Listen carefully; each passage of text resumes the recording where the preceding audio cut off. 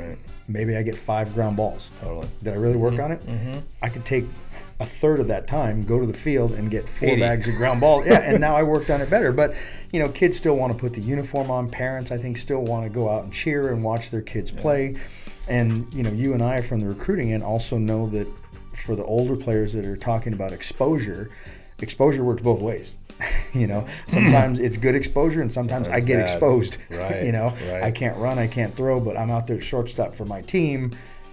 Why are they not calling? Right. And that's where I think, again, if families are educated as to what the player needs, it's such a help, because if you're an infielder and you're working on your footwork, sure, and reading hops with your feet and applying your footwork and reading hops and stuff like that, and you get 3 ground balls in your game. Yeah. Right. So you got some ABs to go with that, but think of what an hour and a half of training. So, you know, what do you need? What does the player need at this stage in his development? One of the interesting things, like you were talking about, is that we see it, but it's getting them to understand what we see, because from their point of view, they're miles away. Right. But we look at it and think, you're that close. Right. And I kind of compare this to, you know, kind of goggles. We'll just call them goggles. Yeah. Right. One player has got, he sees a certain thing through his lens, through his goggles. And as a coach, or even we talked about parents, right? Parenting, like we see a different reality through our own set of goggles. Right. And so as a coach, as a mentor, you're really trying to kind of clean up those goggles for those guys that need it, and get them to kind of recalibrate how they see their own development, their progress, their weakness. Sure. And going back to the makeup side of what we just talked about, like it takes a huge amount of humility, right? Like confidence, yes, from players, but then humility from them to be able to step back and say, you know what, gosh, Ernie's right. You know, gosh, JD's right, or, you know, whoever these coaches are, like, I'm going to give that a shot. And I think, again, more the players that get to college have that than even some players that want it, but they don't understand kind of what it takes, right? What that really means for them.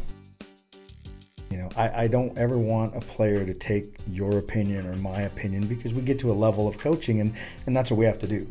You know, I have to make decisions based on what I see right now. Now, maybe, you know, this player, if you give him 3 more months to work, he might pass 2 or 3 of those kids. But right now, I don't have that luxury to view it. So how are you going to take that adversity? And we try to focus on things that go beyond the baseball field, because you're not always going to get the job you apply for. Right. You're not always going to get the promotion. That's why I said I meant you. I didn't mean you. But, you know, they have to bounce back from that. And there's always some truth, you know, for the parents out there, there's always some truth in what the coaches tell you. It's not always they're out to get me. It's not always a conspiracy or what's the word that they always throw around? The daddy coach. Or it's not that. Ball. You know, maybe you do need to get faster. Maybe you do need to get stronger.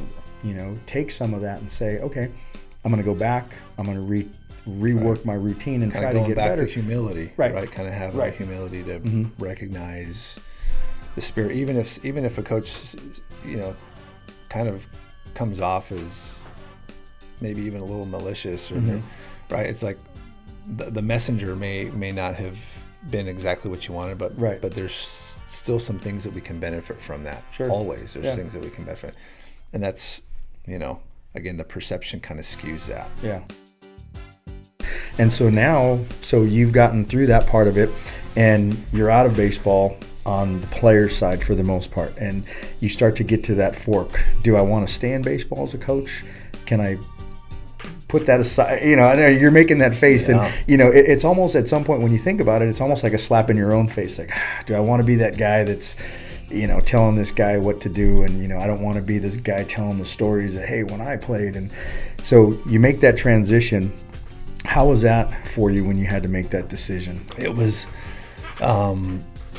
not easy, right? The decision to, all right, should I give this another shot, opportunity, right? I just got released by the Padres, you know, to, again, as a backup catcher, I was older for the level. I got a little cup of coffee in AA, but then finished up back up in high A here in Lake Elsinore, which is an awesome place to play. You know, and I think everyone kind of has their own process. I was married at the time. I'd played my last 3 years of minor league baseball married, right? So it's like, you know, okay, the clock's ticking, man. The clock's ticking here. We don't have till 28 to kind of start our lives. Right. And so you just kind of have to factor those in. Some guys are single and they can play until they're 33 because that's kind of what they choose and what works for them. And that's great. But I think, you know, everyone has to make those decisions just based on their own unique place that they're at, and whether it's hanging them up from playing or whether it's maybe going into coaching. Those are both kind of pretty similar situations.